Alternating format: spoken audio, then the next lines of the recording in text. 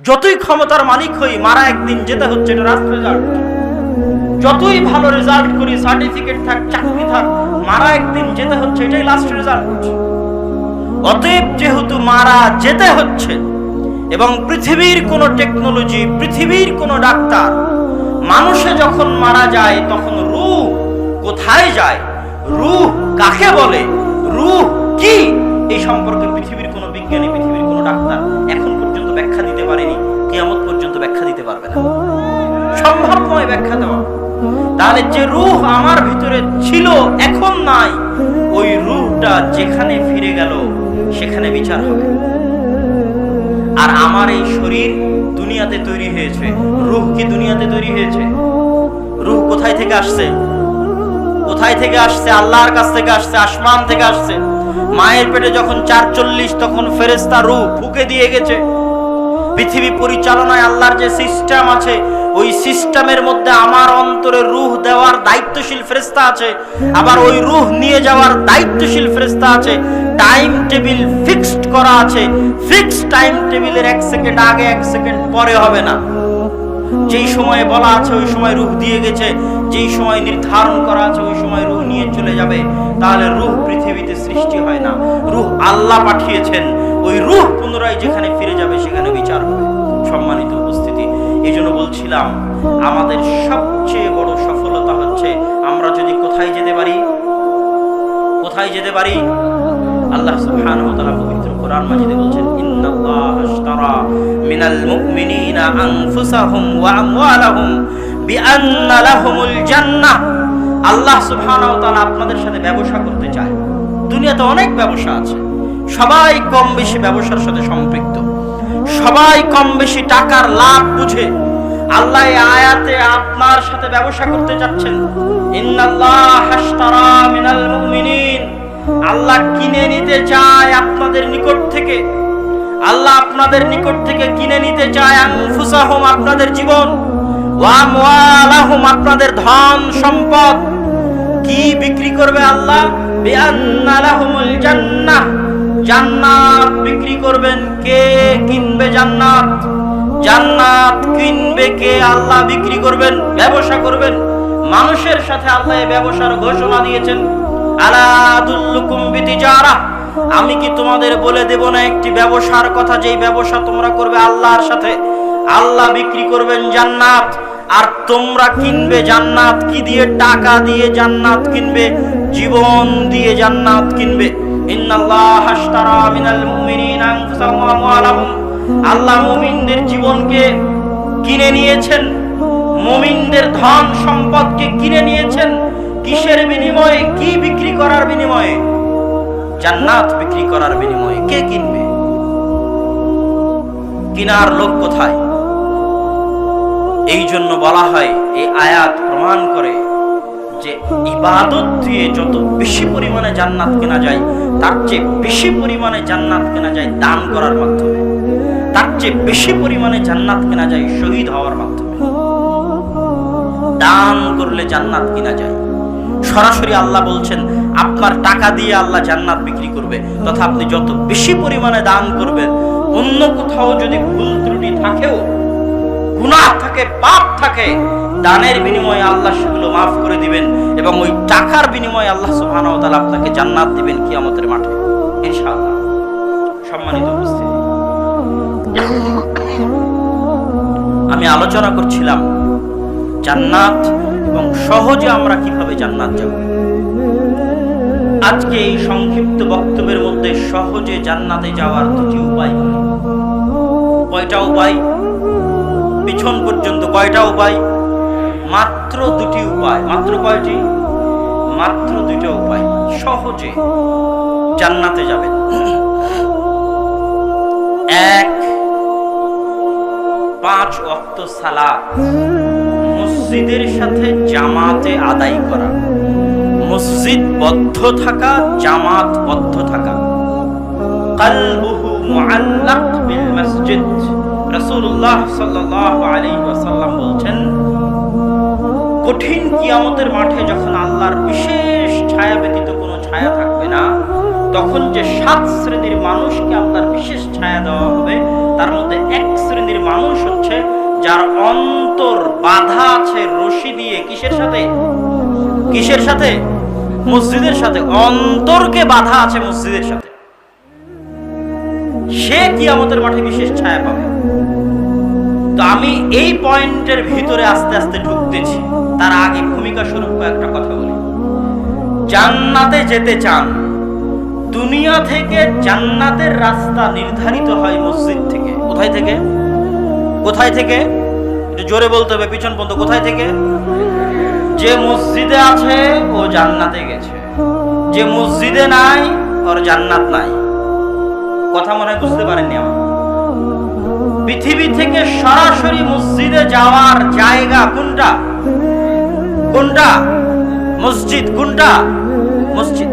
আজকে যে মসজিদে আছে কালকে ও জান্নাতে গেছে, আজকে যে মসজিদে নাই কালকে ও জান্নাতে নাই। পৃথিবীর সাথে জান্নাতের সবচেয়ে শক্তিশালী যোগাযোগ কিসের? সবচেয়ে শক্তিশালী যোগাযোগ মসজিদের। 5 ওয়াক্ত সালাত মসজিদে জামাতবদ্ধ অবস্থায় আদায় করা। কি জন্য এটাকে সবচেয়ে গুরুত্ব দিয়ে সবার আগে 1 নম্বরে উল্লেখ করা হলো? ইমাম ইবনুল কাইয়িম রাহিমাহুল্লাহ হুকম তারিকি সালাত বইয়ের মধ্যে লিখছেন, আল্লাহ সুবহানাহু ওয়া তাআলার আদেশ লঙ্ঘন করা বেশি বড় গুনাহ আল্লাহর নিষেধ অমান্য করার চাইতে। আল্লাহর আদেশ অমান্য করা বেশি বড় গুনাহ আল্লাহর নিষেধ লঙ্ঘন করার চাইতে। আল্লাহ সুবহানাহু ওয়া তাআলা সারা পৃথিবীর সকল মুসলমানকে একটাই আদেশ দিয়েছেন করার মতো, একটি আদেশ করার মতো, সেটা হচ্ছে সালাত। আচ্ছা, বাকিগুলোকে কেন উল্লেখ করলাম না? সারা জীবনে যদি সামর্থ্য থাকে তাহলে হজ করতে হবে, সামর্থ্য না থাকলে কি হজ করতে হবে? তার মানে যে গরিব তার জন্য কি আল্লাহর হজের আদেশ আছে? তার মানে যার হজে যাওয়ার রাস্তা নাই, করোনার কারণে হজের মৌসুম বন্ধ, যুদ্ধের কারণে বন্ধ, বহু দূরের পথ, তার জন্য কি আল্লাহর আদেশ আছে হজ করার? যে গরিব তার জন্য কি জাকাতের আদেশ আছে? যে নিসাব পরিমাণ সম্পদের মালিক হয়নি তার জন্য কি জাকাতের আদেশ আছে? নাই। সারা বছরে 1 মাস মাত্র সিয়াম পালন করতে হবে, তবুও সেই 1 মাস সিয়াম পালনে আল্লাহ অনেক ছাড় দিয়েছে। অসুস্থ হলে অন্য সময় আদায় করে নিবে, চিরস্থায়ী অসুস্থ হলে তার পরিবর্তে ফিদিয়া দিয়ে দিবে, মুসাফির হলে পরে আদায় করে নিবে, অনেক ছাড়। কিন্তু আল্লাহর একটি মাত্র আদেশ, যে আদেশের কোনো শর্ত নাই, কে গরিব কে ধনী, কে পবিত্র কে অপবিত্র, কে ওযু করে আছে কে ওযু করে নাই, কার কাপড় আছে কার কাপড় নাই, কার কাপড় পবিত্র কার কাপড় পবিত্র নয়, কে কেবলা চিনে কে কেবলা চিনে না, কে দাঁড়িয়ে পড়তে পারে কে দাঁড়িয়ে পড়তে পারে না, কে শুয়ে পড়তে পারে কে শুয়ে পড়তে পারে না, কে বসে পড়তে পারে কে বসে পড়তে পারে না।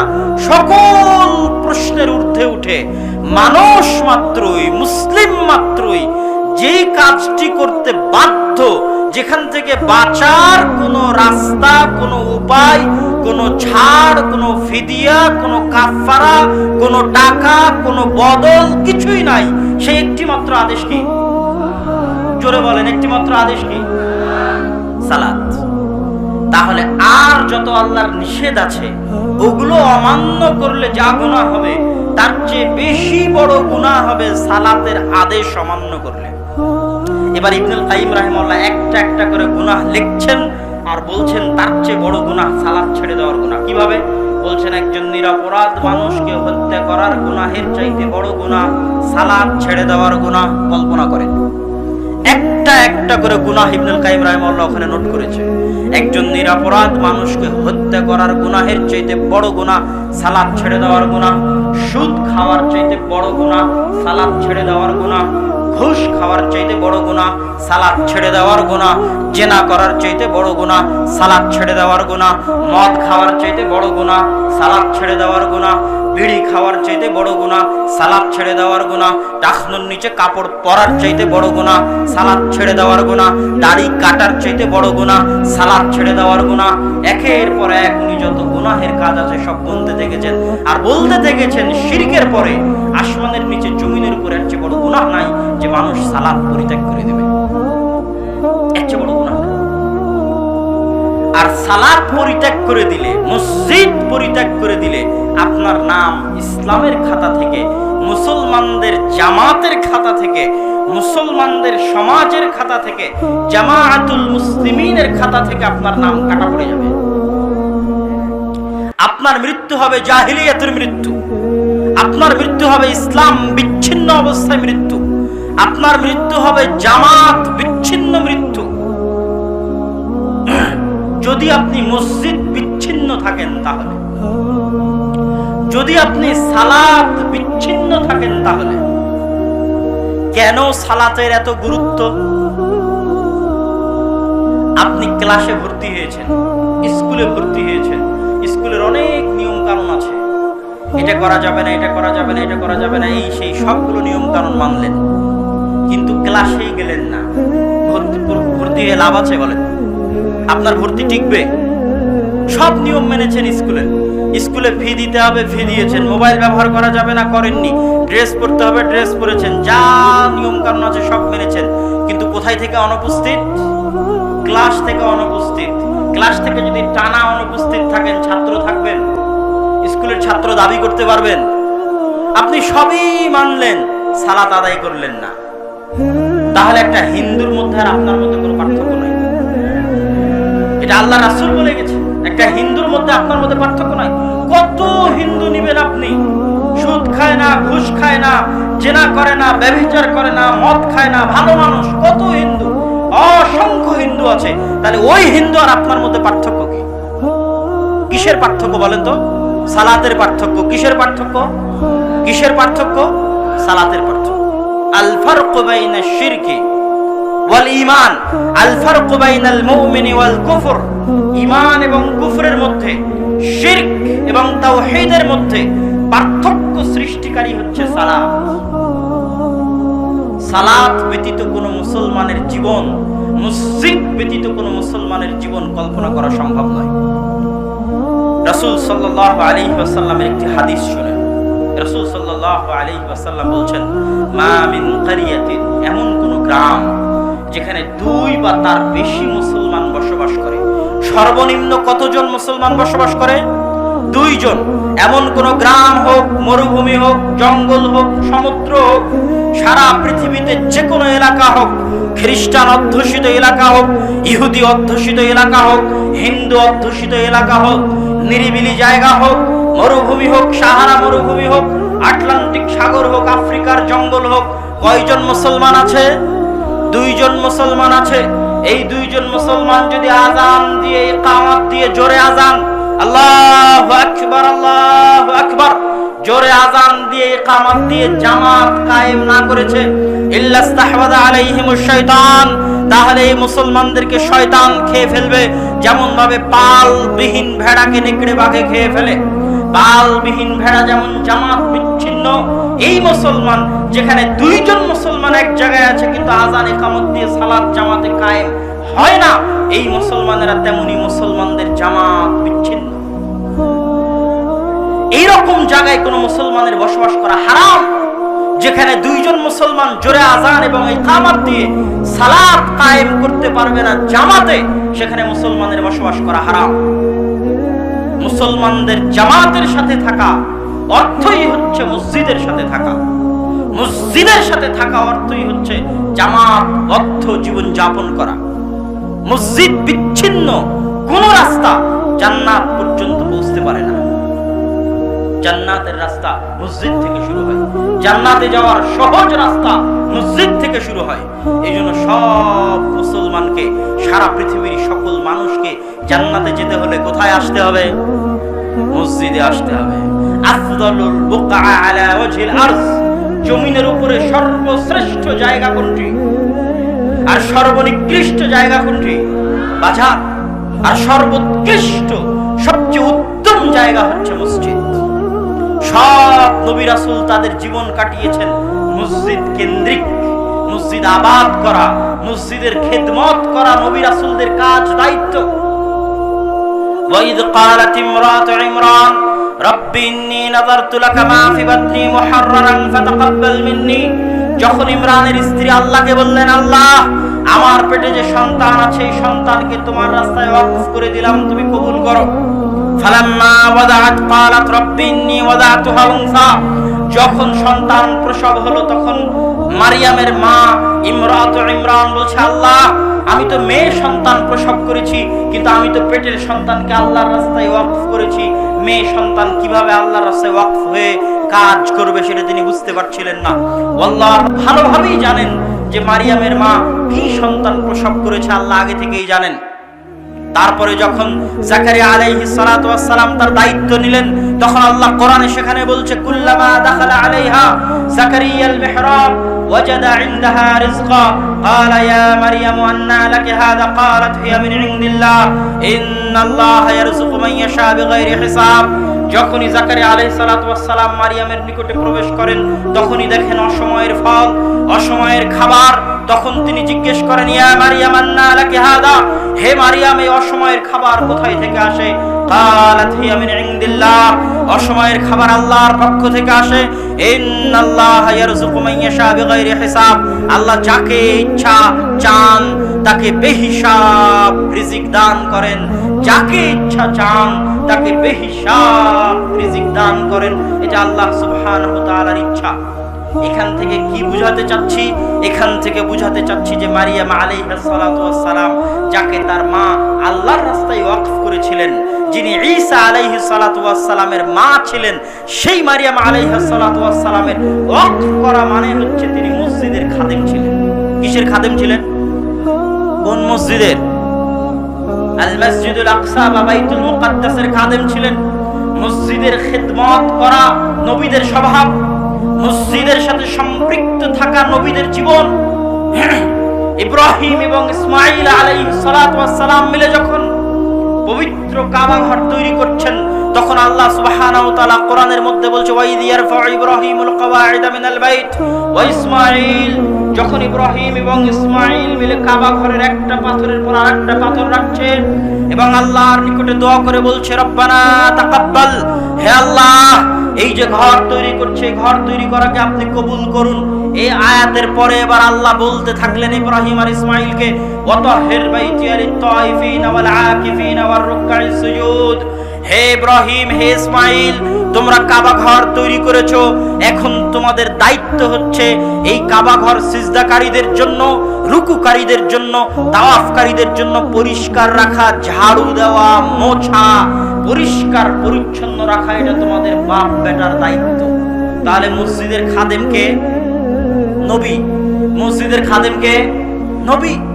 এবং ইসমাঈল আলাইহিস সালাতু ওয়াস সালামের পরবর্তী বংশধরেরা মুহাম্মদ সাল্লাল্লাহু আলাইহি ওয়াসাল্লাম পর্যন্ত সবাই কিসের খাদেম ছিলেন? বাইতুল্লাহর খাদেম ছিলেন। আল্লাহ রাসূলের দাদা আব্দুল মুত্তালিব কিসের খাদেম ছিলেন? বাইতুল্লাহর খাদেম ছিলেন। তথা জান্নাতে যাওয়ার কোন রাস্তা, মসজিদবিহীন কোন রাস্তা পৃথিবীতে নাই যেটা আপনাকে জান্নাতে নিয়ে যেতে পারবে। নবীদের জীবন ঘুরপাক খেতে থেকেছে মসজিদ কেন্দ্রিক। দুনিয়াতে যারাই জান্নাতে যেতে চায় তাদের জীবনও ঘুরপাক খেতে হবে কি কেন্দ্রিক? জোরে বলেন কি কেন্দ্রিক? মসজিদ কেন্দ্রিক। মসজিদ হবে আপনার সকাল সন্ধ্যা, মসজিদের খিদমত হবে আপনাদের পুরো পরিবারের কাজ, যেমন ইব্রাহিম আলাইহিস সালাতু ওয়াস সালামের পরিবারের কাজ ছিল।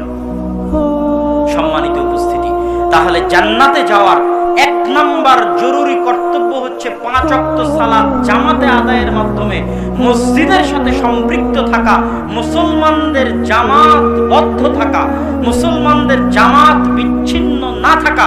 রাসূলুল্লাহ সাল্লাল্লাহু আলাইহি ওয়াসাল্লাম বলেছেন, মান ফারাকা আনিল জামাআহ, যে মুসলমানদের জামাত থেকে এক বিঘত পরিমাণ দূরে সরে গেল, তার কাজ থেকে ইসলাম দূরে সরে গেল। যে মুসলমানদের জামাত থেকে বিচ্ছিন্ন হয়ে গেল, তার জাহিলিয়াতের মৃত্যুবরণ হবে। যে মুসলমানদের জামাত থেকে বিচ্ছিন্ন হয়ে গেল, সরকার চাইলে তাকে হত্যা করতে পারে, মুফারিকুল জামাআকে। নাসাইর হাদিস, রাসূলুল্লাহ সাল্লাল্লাহু আলাইহি ওয়াসাল্লাম বলেন, লা ইয়াহিল্লু দামু মুরইন মুসলিমিন ইল্লা সালাসা, মুসলমানের রক্ত হারাম, তবে 3 শ্রেণীর মুসলমানকে হত্যা করা যায়। বিবাহিত অবস্থায় জেনা করেছে এমন মুসলমানকে হত্যা করা যায়, আর এক নিরপরাধ মানুষকে হত্যা করেছে তাকে হত্যা করা যায়। 3 নাম্বার, জামাত বিচ্ছিন্ন হয়ে গেছে, যে যে তাকে হত্যা করা যায়, মুসলমানদের জামাত থেকে আলাদা হয়ে গেছে যে তাকে হত্যা করা যায়। জামাতবদ্ধ থাকা মানে মসজিদবদ্ধ থাকা, মসজিদ থেকেই জান্নাতের রাস্তা শুরু হয়। এই পর্বের আলোচনার শেষে ইব্রাহিম আলাইহিস সালাতু ওয়াস সালামের একটা দোয়া বলি। ইব্রাহিম আলাইহিস সালাতু ওয়াস সালাম আল্লাহর নিকটে দোয়া করছেন, রব্বি জাআলনি, হে আল্লাহ আপনি আমাকে ওয়া মিন যুররিয়াতি, এবং আমার বংশধরকে মুকিমাস সালাহ, হে আল্লাহ আপনি আমাকে এবং আমার বংশধরকে সালাত আদায়কারী বানান, নামাজি বানান। হে আল্লাহ আমার বংশে কেউ যেন বেনামাজি অবস্থায় মৃত্যুবরণ না করে। এটা কার দোয়া? কার দোয়া?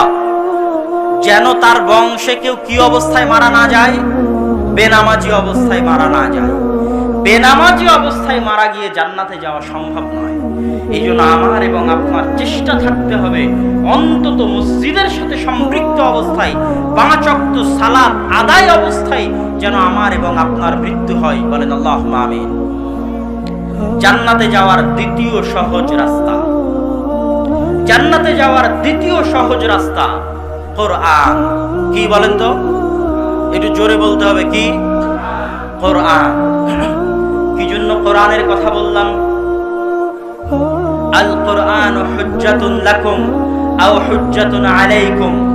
কোরআন হচ্ছে আমার উপরে, আপনার উপরে, উম্মতে মুহাম্মাদের উপরে, মুহাম্মদ সাল্লাল্লাহু আলাইহি ওয়াসাল্লামের উপরে, সাহাবায়ে কেরামের উপরে, তাবেঈন ইজামের উপরে, আসমানের নিচে জমিনের উপরে যত দয়া আছে, যত নেয়ামত আছে, যত বরকত আছে, তার মধ্যে সবচেয়ে বড় দয়া, সবচেয়ে বড় নেয়ামত, সবচেয়ে বড় বরকতের মাধ্যম কি? কোরআন। রমজান মাসের ফজিলত আপনারা কত শুনেছেন। যখন রমজান মাস প্রবেশ করে আসমানের দরজা খুলে দেওয়া হয়, জান্নাতের দরজা খুলে দেওয়া হয়, ওয়াল্লিকাত আবওয়াবুন নার, জাহান্নামের দরজা খুলে দেওয়া হয়, সুলসিলাতি শায়াতিন, শয়তানকে শৃঙ্খলাবদ্ধ করা হয়। এত প্রস্তুতি, এত রহমত, এত বরকত নিয়ে আল্লাহ কেন রমজান মাসে প্রস্তুত আছেন? এই জন্য যে শাহরু রমাদান আল্লাযী উনজিলা ফীহিল কোরআন, রমজান ওই মাস যেই মাসে কি অবতীর্ণ হয়েছে? কোরআন। তাহলে রমজানের সব বরকত কোরআনের বরকত। কিসের বরকত? রমজানে যত বরকত আছে সব বরকত কিসের বরকত? কোরআনের বরকত। লাইলাতুল কদর খায়রুম মিন আলফি শাহর, লাইলাতুল কদর 1000 রাতের চেয়ে উত্তম, পৃথিবীর সর্বশ্রেষ্ঠ রাত। তানাজ্জালুল মালাইকাতু ওয়ার রূহ, ওই রাতে আসমান থেকে এত বেশি পরিমাণে ফেরেশতা দুনিয়ার মাটিতে নেমে আসে যে দুনিয়ার মাটিতে একটা ধূলিকণা বালিকণা ফেরেশতার বরকত আচ্ছাদনের বাইরে থাকে না।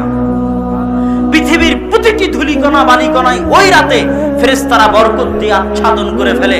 ধূলিকণা বালিকণার চাইতে বেশি পরিমাণে ফেরেশতা বরকত নিয়ে পৃথিবীতে নেমে আসে লাইলাতুল কদরের রাতে। কেন? ইন্না আনজালনাহু ফি লাইলাতিল কদর, এই রাতে কি অবতীর্ণ হয়েছে? কোরআন। আমার নবী মুহাম্মদ সাল্লাল্লাহু আলাইহি সাল্লাম সর্বশ্রেষ্ঠ নবী কি জন্য? তার উপর কি অবতীর্ণ হয়েছে? কোরআন। আমার এবং আপনার জীবন সংক্ষিপ্ত 50, 60, 70 বছর, কিন্তু মুসা আলাইহিস সালাতু ওয়াস সালামের কওমের হায়াত অনেক বেশি ছিল। ঈসা আলাইহিস সালাতু ওয়াস সালামের কওমের হায়াত বেশি ছিল। বানু ইসরাঈলদের কওমের হায়াত বেশি ছিল। নূহ আলাইহিস সালাতু ওয়াস সালামের কওমের হায়াত বেশি ছিল। আল্লাহ রাসূলের হাদিস, অতীতের কওমদের হায়াত বেশি হওয়ার পরেও আর উম্মতে মুহাম্মাদের হায়াত অল্প হওয়ার পরেও কিয়ামতের মাঠে উম্মতে মুহাম্মাদের আমলের পাল্লা, নেকির পাল্লা অতীতে চলে যাওয়া উম্মতদের চেয়ে বেশি হবে। 40 বছর বেঁচে থাকা একজন মুসলমানের নেকির পাল্লা 1000 বছর বেঁচে থাকা একজন বানু ইসরাঈলের নেকির পাল্লার চেয়ে ভারী হবে। কিসের বরকতে? কওমে মুসা, কওমে ঈসা সূরা ফাতিহা জানতেন না, আর আপনি সূরা ফাতিহা জানেন এই বরকতে। আল্লাহু আকবার বলেন। আল্লাহু আকবার। এটা হচ্ছে কোরআনের বরকত। কোরআন সবচেয়ে শক্তিশালী কিতাব আসমানের নিচে জমিনের উপর। কত শক্তিশালী? রাসূলুল্লাহ সাল্লাল্লাহু আলাইহি ওয়াসাল্লাম বলেন, ইন্নাল্লাহা ইয়ারফা'ু বিহাযাল কিতাবি আকওয়ামান ওয়া ইয়াদা'ু বিহি আখারিন। আল্লাহ সুবহানাহু ওয়া তাআলা এই কিতাব দিয়ে এই উম্মতের একটা অংশকে উন্নতির সর্বোচ্চ শিখরে পৌঁছে দিয়েছেন, আর এই কিতাব দিয়ে এই উম্মতের একটা অংশকে অধঃপতনের অতল তলে নামিয়ে দিয়েছেন এই উম্মতেরই। তাহলে এই উম্মতের যে অংশকে আল্লাহ সর্বোচ্চ শিখরে পৌঁছে দিয়েছেন কিতাব দিয়ে, তার মানে ওই অংশ আবু বকর, ওমর, উসমান, আলী যাদের পায়ের নিচে রোম পারস্য সাম্রাজ্য ধূলিসাৎ হয়ে গেছে, ওই অংশের নিকটে কোরআন যত উপরে ছিল, কোরআনের মর্যাদা, কোরআনের সম্মান, কোরআনের পাঠ, কোরআনের পঠন, কোরআনের শিক্ষা যত ব্যাপক আকারে তাদের সমাজ, তাদের রাষ্ট্রে, তাদের ব্যক্তিগত জীবনে ছিল, তাদের মান মর্যাদা, তাদের প্রভাব, তাদের সম্মান আল্লাহ সেই মাপে বাড়িয়ে দিয়েছে। আর আমার এবং আপনার সমাজে কোরআনের মান যত নিচে, সারা পৃথিবীর মধ্যে আমার এবং আপনার সম্মান তত নিচে। আমার এবং আপনার অপমানের মাত্রা, লাঞ্ছনার মাত্রা পৃথিবীর বুকে, রোহিঙ্গাদের লাঞ্ছনার মাত্রা বলেন, আফগানিস্তান, ইরাক, লিবিয়া, সিরিয়ার মুসলমানদের লাঞ্ছনার মাত্রা বলেন, আমার এবং আপনার অপমান, লাঞ্ছনার মাত্রা বলেন, এটার মাপকাঠি হচ্ছে আমার এবং আপনার জীবনে কোরআনের মূল্য কতখানি। বাংলাদেশের মতো একটি মুসলিম রাষ্ট্র, রাষ্ট্রের শিক্ষা ব্যবস্থার মধ্যে কোরআন শিক্ষার ব্যবস্থা নাই, রাষ্ট্রের সিলেবাসের মধ্যে কোরআন শিক্ষার ব্যবস্থা নাই। তাহলে যেই মুসলিম রাষ্ট্রের সিলেবাসের মধ্যে কোরআন শিক্ষার ব্যবস্থা নাই, ওই রাষ্ট্র কিভাবে আল্লাহ সুবহানাহু ওয়া তাআলার নিকটে সম্মানের দাবি করতে পারে? পারে না। আল্লাহ সুবহানাহু ওয়া তাআলা তো হাদিসে রাসূল সাল্লাল্লাহু আলাইহি ওয়াসাল্লাম তো বলে দিচ্ছেন যে এই উম্মতের একটা অংশ ওই পরিমাণে সম্মান পাবে যেই পরিমাণে তাদের জীবনে কোরআনের শিক্ষা আছে, কোরআনের চর্চা আছে, কোরআনের পঠন আছে এবং পাঠ আছে। তাহলে কোরআনের চেয়ে গুরুত্বপূর্ণ আমার এবং আপনার জীবনে কিছু আছে?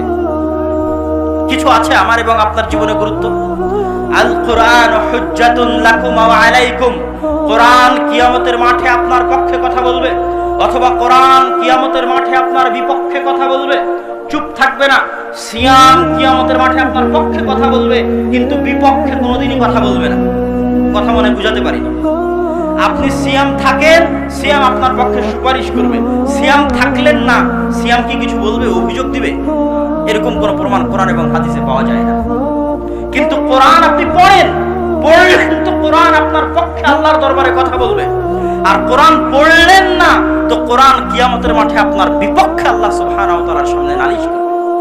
কোরআনের একটা হক আছে, নিয়ামত যত বড় সেই নিয়ামতের হক তত বড়।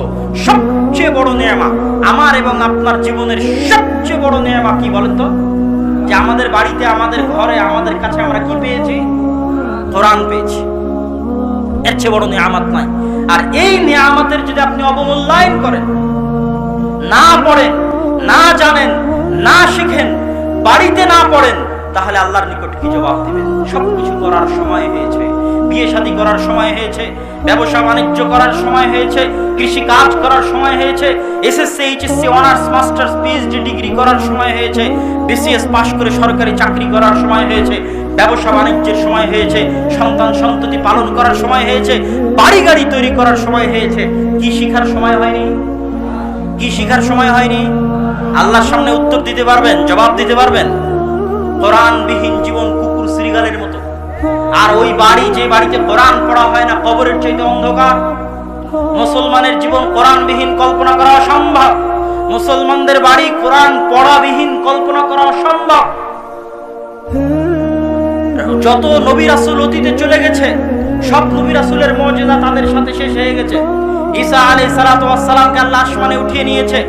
তিনি যদি জীবিত ব্যক্তির গায়ে হাত দিতেন, মৃত ব্যক্তির গায়ে হাত দিলে জীবিত হয়ে যেত। অন্ধ ব্যক্তির চোখে হাত দিলে অন্ধ ব্যক্তির চক্ষুষ্মান হয়ে যেত। টাকলা মাথায় হাত দিলে চুল গজিয়ে যেত। ধবল রোগীর গায়ে হাত দিলে চামড়া ভালো হয়ে যেত।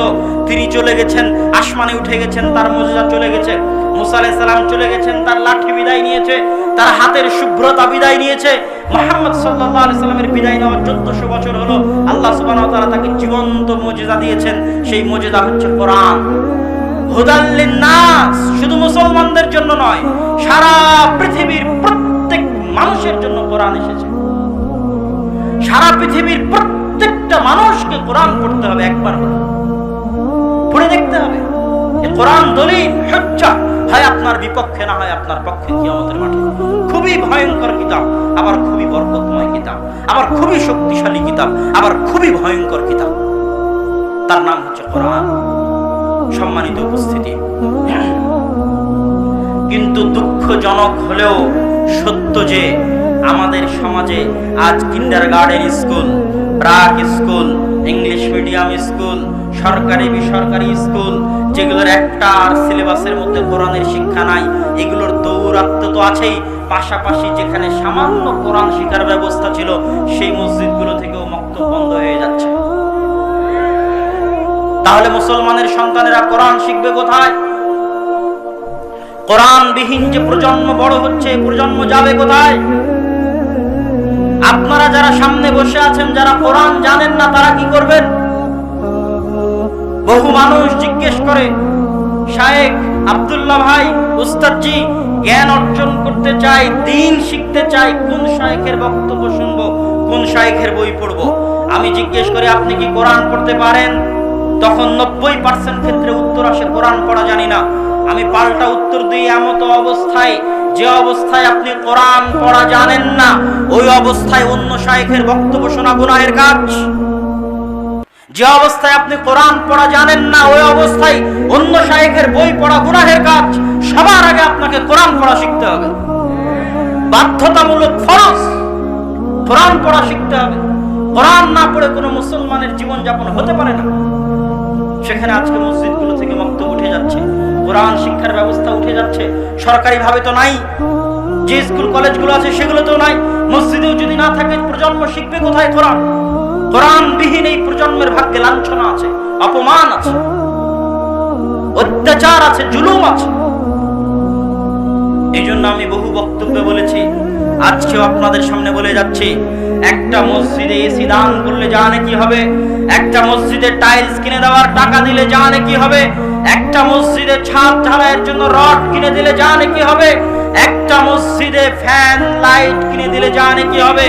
একটি ভাঙ্গা বেড়া, ভাঙ্গা টিনের মসজিদে আলিফ বা তা সা শিখানোর ব্যবস্থা করার জন্য চক, ডাস্টার, বোর্ড, কায়দা, কোরআন, ইমাম, মুয়াজ্জিনের বেতনের ব্যবস্থা করে দিলে মসজিদে এসি কিনে দেওয়ার চাইতে আল্লাহর কসম, ওয়াল্লাহি আল্লাহর কসম, মসজিদে টাইলস কিনে দেওয়ার চাইতে ওয়াল্লাহি আল্লাহর কসম, মসজিদে রড কিনে দেওয়ার চাইতে ওয়াল্লাহি আল্লাহর কসম, ভাঙ্গা মসজিদ, জীর্ণ শীর্ণ মসজিদে আলিফ বা তা সা শিখে দেওয়ার ব্যবস্থা করলে বেশি নাকি হবে? হতে হবে। এটাই কোরআন। এই কোরআনের মূল্য সমাজে থাকতে হবে, মসজিদে থাকতে হবে। আবাল বৃদ্ধ বনিতা সবাইকে কোরআন শিখতে হবে, সবাইকে সকাল সন্ধ্যা কোরআন পড়তে হবে, সবাইকে কোরআন বোঝার চেষ্টা করতে হবে। প্রত্যেকটা বাড়িতে কোরআন তেলাওয়াত হতে হবে প্রতিদিন। মুসলমানের বাড়িতে যদি কোরআন তেলাওয়াত না হয়, ওই বাড়ি কবরের চাইতে অন্ধকার, কল্পনা করা যায় না, অসম্ভব। আর যেই মসজিদ কমিটি কোরআন শিক্ষার ব্যবস্থা করে দিতে পারবে না, ওই মসজিদ কমিটিকে 24 ঘন্টার মধ্যে পদত্যাগ করতে বাধ্য করতে হবে। ক্ষুধার্ত থাকলেও, ভুখা থাকলেও, ভিক্ষা করে খেলেও, সমাজের মানুষ সবাই ভিক্ষা করবে, সমাজের মানুষ সবাই ক্ষুধার্ত থাকবে, তবুও অন্তরে জাজবা থাকতে হবে, কে হাম ভুখা रहेंगे, ক্ষুধার্ত থাকবো, ভিক্ষা করব, তবুও মসজিদে মুসলমানের সন্তানের কোরআন শিক্ষার ব্যবস্থা নিশ্চিত করতে হবে। না হলে আপনি বলেন, এই সন্তানেরা কোরআন শিখবে কোথায়? আর কোরআনবিহীন যে প্রজন্ম বড় হচ্ছে, এই প্রজন্ম ইসলামের পথে আসবে কিভাবে, থাকবে কিভাবে? যার জীবন কোরআনের বরকতে বরকত মণ্ডিত হয়নি, একদিনের জন্য, এক ঘন্টার জন্য, এক সপ্তাহের জন্য, এক মাসের জন্য, সে দিনের পথে ফিরবে কিভাবে, আসবে কিভাবে? কত ভয়ঙ্কর ভয়ঙ্করতার দিকে, ভয়াবহতার দিকে আমাদের এই সমাজ ধাবিত হচ্ছে, সেটা আপনাকে এবং আমাকে অনুধাবন করতে হবে। আজকে মসজিদের দায়িত্ব মসজিদ পালন করছে না। মসজিদ হচ্ছে মাল্টি ফাংশনাল কমপ্লেক্স। শুধু সালাত আদায় করার মাধ্যমে মসজিদের দায়িত্ব শেষ হয় না। রাসূল সাল্লাল্লাহু আলাইহি সাল্লাম মসজিদকে ইসলামের অফিস হিসেবে ব্যবহার করেছেন। মারকাজুদ দাওয়া, মারকাজুল ইলম, জ্ঞানের কেন্দ্র, দাওয়াতের কেন্দ্র, এটা হচ্ছে মসজিদের দায়িত্ব। শুধু ফেতরার চাউল বন্টন করে দিয়ে আর কুরবানির গোশত বন্টন করে দিয়ে মসজিদের দায়িত্ব শেষ হয় না। শুধু মসজিদে একটি লাশ বহনের খাটলি রাখলে মসজিদের দায়িত্ব শেষ হয় না। সমাজের সবচেয়ে গুরুত্ব গুরুত্বপূর্ণ সদস্য হচ্ছে মসজিদ। আপনি জানতে চান, পরীক্ষা করতে চান, করেন। আজকে সারা বাংলাদেশে যত মসজিদ আছে, মেইন বাজারে, মেইন পয়েন্টে যত একতলা, দুইতলা, 10 তলা এসিওয়ালা, টাইলসওয়ালা যত মসজিদ আছে, সব মসজিদ যদি আপনি আজকে উঠিয়ে দেন কোন এনজিওর হাতে, কোন খ্রিস্টান মিশনারির হাতে, এরা সারা দেশে 1 মাসের মধ্যে, 1 সপ্তাহের মধ্যে বিপ্লব নিয়ে আসবে। ওই জায়গাগুলো আপনি দখল করে আছেন, কিন্তু অকেজো, অচল, অথর্ব অবস্থায়। এটা মসজিদের দায়িত্ব নয়। ওখানে জ্ঞান চর্চার ব্যবস্থা থাকতে হবে, লাইব্রেরি থাকতে হবে, কোরআন শিক্ষার ব্যবস্থা থাকতে হবে। মুসলমানদের সমাজের মার্কাজ এবং সেন্টার হবে মসজিদ। সবচেয়ে গুরুত্বপূর্ণ রোল এবং ভূমিকা পালন করবে সমাজে মসজিদ। এটাই ইসলামী মসজিদের থিওরি। সম্মানিত উপস্থিতি, কোরআন বিহীন, কোরআন না পড়ে মুসলমানের জীবন যাপন হতে পারে না। কোরআন কেন এত গুরুত্বপূর্ণ, কোরআন কেন এত বরকতওয়ালা, কোরআন কেন এত শক্তিশালী, কোরআন কেন এত পাওয়ারফুল? এই জন্য যে আসমানের নিচে, জমিনের উপরে আল্লাহর জাত, রব্বুল আলামিনের সত্তা, আরশে আজিমের যিনি মালিক, সেই মালিকের সত্তার দিকে, সেই মালিকের জাতের দিকে, জান্নাত এবং জাহান্নামের যিনি মালিক, রব্বুস সামাওয়াতি ওয়াল আরজ, আসমান এবং জমিনের যিনি মালিক, সেই মালিকের জাতের দিকে, সত্তার দিকে সম্পৃক্ত করা যেতে পারে এরকম কিছুই পৃথিবীতে নাই। সরাসরি সম্পৃক্ত করার মতো কিছু পৃথিবীতে নাই। আপনি একটা একটা করে জিজ্ঞেস করলে অ্যান্সার হবে সব একই অ্যান্সার হবে। আপনি বলবেন আসমান কি? আল্লাহর সৃষ্টি। জমিন কি? আল্লাহর সৃষ্টি। আদম আলাইহিস সালাম কি? আল্লাহর সৃষ্টি। ঈসা আলাইহিস সালাম কি? আল্লাহর না আল্লাহর সন্তান? নাউজুবিল্লাহ। আল্লাহর কি? সৃষ্টি, রব্বুল আলামিনের সৃষ্টি। মুহাম্মদ সাল্লাল্লাহু আলাইহি ওয়াসাল্লাম কি? আল্লাহর সৃষ্টি। আল্লাহ সুবহানাহু ওয়া তাআলার কি? আমি এবং আপনি কি? আল্লাহর সৃষ্টি। তাহলে আসমান এবং জমিন এবং তার মধ্যে যা কিছু আছে সবকিছুই আল্লাহর কি? সৃষ্টি। তবে একটি জিনিস আপনার এবং আমার মাঝে বিদ্যমান আছে, যেটা আল্লাহর সৃষ্টি নয়, সরাসরি আল্লাহর জাতের সাথে, রব্বুল আলামিনের সত্তার সাথে ডাইরেক্টলি কানেক্টেড। সেটা হচ্ছে আপনার বাড়িতে থাকা কোরআন। সৃষ্টি নয়, আল্লাহর বাণী। আল্লাহর কি? আল্লাহর কি? কথা। আল্লাহর বাণী, আল্লাহর কথা। আমার কথা যেমন সরাসরি আমার দিকে সম্পৃক্ত, আমার ভিতর থেকে বের হয়ে যাচ্ছে আমার কথা, ওই কথার মালিক আমি, সেটা আমার দিকে সম্পৃক্ত হচ্ছে সরাসরি। সারা পৃথিবীতে একমাত্র জিনিস যেটা ডাইরেক্টলি কানেক্টেড রব্বুল আলামিনের সাথে, তথা আসমান এবং জমিনে আল্লাহর চিহ্ন, আল্লাহর আলামা, রব্বুল আলামিনের জাত এবং সত্তার চিহ্ন পৃথিবীতে যেটা সরাসরি তার দিকে সম্পৃক্ত, সেটা কি? তাহলে এর চেয়ে শক্তিশালী কিছু থাকতে পারে পৃথিবীতে? এর চেয়ে পাওয়ারফুল কিছু আছে পৃথিবীতে? এর চেয়ে বরকতের বড় উৎস পৃথিবীতে কিছু আছে? হ্যাঁ, আমরা রব্বুল আলামিনকে দেখতে পাচ্ছি না, কিন্তু রব্বুল আলামিনের সত্তার সাথে সম্পৃক্ত, ডাইরেক্টলি কানেক্টেড একটা আলামা, একটা চিহ্ন আমাদের মসজিদে, আমাদের বাড়িতে, আমাদের ঘরে আছে।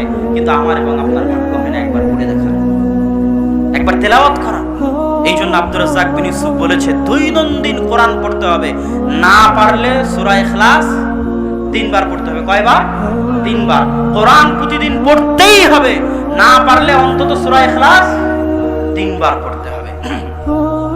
সম্মানিত উপস্থিতি, সম্মানিত উপস্থিতি, তো আমি জান্নাতে যাওয়ার সহজ রাস্তা বলছিলাম। কয়টা রাস্তা বললাম এখন পর্যন্ত? এই 2টা রাস্তা বলার কথা দিয়েই বক্তব্য শুরু করেছিলাম।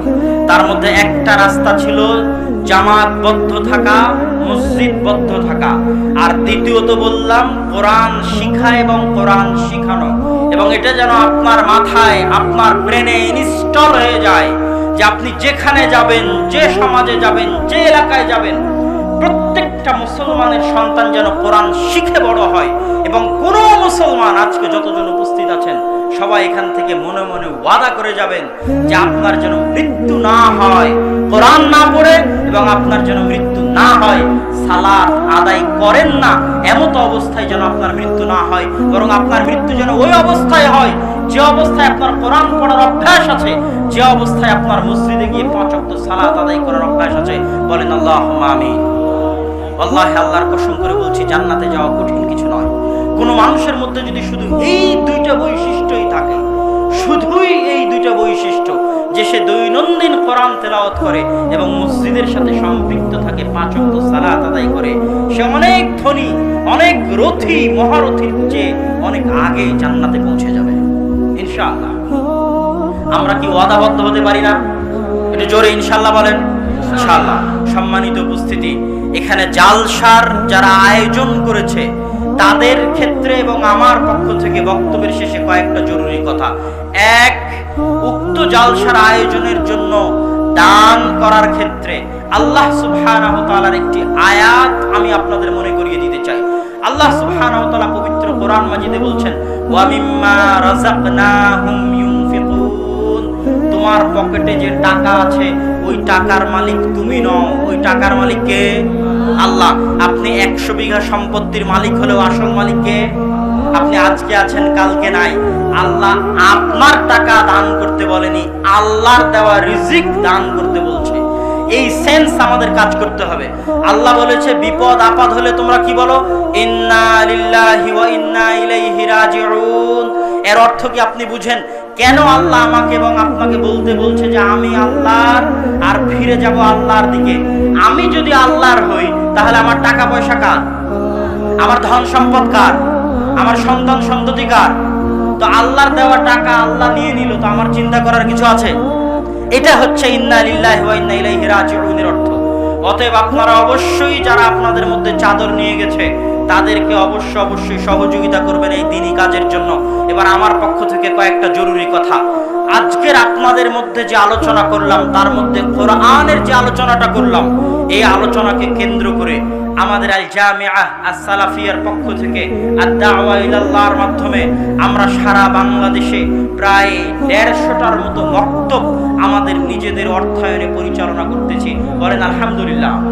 যে মক্তবগুলো বন্ধ হয়ে গেছিল, অর্থের অভাবে চলেনি, এবং আপনারা উদ্যোগ নেবেন যে যেখান থেকে আছেন। সবচেয়ে বড় দাওয়াতি কাজ, সবচেয়ে জরুরি দাওয়াতি কাজ কি? মসজিদে কি চালু করা? মক্তব চালু করা। ভিক্ষা করে হলেও মসজিদে মক্তব চালু রাখতে হবে, কোরআন শিক্ষার ব্যবস্থা চালু থাকতে হবে। দ্বিতীয়ত, আমরা প্রায় সিলেটের 100টার মতো বন্যায় ক্ষতিগ্রস্ত মসজিদে মক্তবের ব্যবস্থা করেছি। ক্ষতিগ্রস্ত মসজিদগুলো সংশোধন করে দিয়েছি দাওয়া ইলাল্লাহর পক্ষ থেকে। অতএব আপনারা আমাদের জন্য বেশি বেশি দোয়া করবেন যেন কোরআন শিক্ষার এই সংগ্রাম, কোরআন শিখানোর এই আন্দোলন নিয়ে বাংলাদেশে একটা মসজিদও যেন বাকি না থাকে যেই মসজিদে কোরআন শিক্ষার ব্যবস্থা থাকবে না, এরকম কোন মসজিদ যেন আল্লাহর রাস্তে বাকি না থাকে। বলেন ইনশাআল্লাহ। এবং আপনারাও এই সংগ্রামে অংশগ্রহণ করার চেষ্টা করবেন। যাওয়ার পূর্বে অবশ্যই আপনাদের নিকটে অনুরোধ থাকবে, মাসিক আল ইতিসাম যেটা আল জামিআহ আস-সালাফিয়ার মুখপাত্র, 1 কপি হলেও নিয়ে যাওয়ার চেষ্টা করবেন। এবং আমাদের যে বই পুস্তকগুলো আপনারা স্টলে পাবেন, স্টেজে পাবেন, সেই বই পুস্তকগুলো আপনারা অল্প মূল্যে, সুলভ মূল্যে নিয়ে যাওয়ার চেষ্টা করবেন। এবং সর্বোপরি আল জামিআহ আস-সালাফিয়ার জন্য দোয়া করবেন। আল্লাহ সুবহানাহু ওয়া তাআলা যেন এই প্রতিষ্ঠানকে কবুল করে। আল্লাহুম্মা আমিন। সম্মানিত উপস্থিতি, কিছু প্রশ্ন আপনাদের পক্ষ থেকে এখানে এসেছে, সেই প্রশ্নগুলোর উত্তর দিচ্ছি। ইসলামিক ফাউন্ডেশনের মসজিদ ভিত্তিক কোরআন শিক্ষার ব্যবস্থা চালু আছে আলহামদুলিল্লাহ। এটা আমরা চাই আরো জোরালোভাবে চালু হোক, এবং যেই মসজিদগুলোতে কোরআন শিক্ষার ব্যবস্থা নাই সেই মসজিদগুলোতে আপনারা কোরআন শিক্ষার ব্যবস্থা নিজ উদ্যোগে করবেন, এটা আমাদের দাবি। দ্বিতীয়ত, তাগুত কাহাকে বলে? তাগুত কি? তাগুত হচ্ছে ইসলাম বিরোধী যে কোনো নিজাম, যে কোনো সিস্টেম, আল্লাহ সুবহানাহু ওয়া তাআলার তাওহীদ বিরোধী যে কোনো অস্তিত্বকে তাগুত বলা হয়। শিরকি হচ্ছে তাগুত, আল্লাহ সুবহানাহু ওয়া তাআলার অস্তিত্ব বিরোধী, আল্লাহ সুবহানাহু ওয়া তাআলার সিফাত বিরোধী যে কোনো কিছুকে তাগুত বলা হয়। বই পাবেন গাড়িতে, বই স্টেজে নয়। যারা বই এবং মাসিক আল ইতিসাম নিতে আসছেন তারা গাড়িতে যোগাযোগ করবেন, গাড়িতে আপনারা বই পাবেন। সম্মানিত উপস্থিতি, আমরা সবাই আল্লাহ সুবহানাহু ওয়া তাআলার নিকটে দোয়া করি, হে আল্লাহ আমাদের যারা মারা গেছে তাদের আপনি কবরের শাস্তি মাফ করে দিন, আল্লাহুম্মা আমিন। হে আল্লাহ, আমাদের যারা অসুস্থ আছে তাদের আপনি আরোগ্য দান করুন, আল্লাহুম্মা আমিন। হে আল্লাহ, আমাদের যে সমস্ত মসজিদে কোরআন শিক্ষার ব্যবস্থা নাই সেই মসজিদগুলোতে কোরআন শিক্ষার ব্যবস্থা করে দিন, আল্লাহুম্মা আমিন। আমাদের মধ্যে যারা কোরআন পড়া জানে না তাদের কোরআন পড়ার তৌফিক দান করুন, আল্লাহুম্মা আমিন। আমাদের মধ্যে যারা নিয়মিত 5 ওয়াক্ত মসজিদে উপস্থিত হয় না তাদেরকে আপনি 5 ওয়াক্ত মসজিদে উপস্থিত হওয়ার তৌফিক দান করুন, আল্লাহুম্মা আমিন। এই দাবি, এই দোয়া আল্লাহ সুবহানাহু ওয়া তাআলার দরবারে রেখে আজকের এই অনুষ্ঠান আয়োজন যারা করেছে তাদের জন্য অন্তরের অন্তরস্থল থেকে দোয়া, শুভকামনা। উপস্থিত প্রশাসন, উপস্থিত দায়িত্বশীল নেতৃস্থানীয় নেতৃবৃন্দ যারা উপস্থিত হয়েছেন, সহযোগিতা করেছেন, সকলকে আল্লাহ সুবহানাহু ওয়া তাআলা জাযায়ে খায়ের দান করুক। এই দোয়া করে, এই দাবি রেখে আজকে আমার সংক্ষিপ্ত বক্তব্য এখানেই শেষ করছি। ওয়া আখির দাওয়ানা আনিল হামদুলিল্লাহি রাব্বিল আলামিন। আসসালামু আলাইকুম ওয়া রাহমাতুল্লাহি ওয়া বারাকাতুহু। সুবহানাকা আল্লাহুম্মা বিহামদিক আশহাদু আল্লা ইলাহা ইল্লা আনতা আস্তাগফিরুকা ওয়া আতুবু ইলাইক। আসসালামু আলাইকুম ওয়া রাহমাতুল্লাহি ওয়া বারাকাতুহু।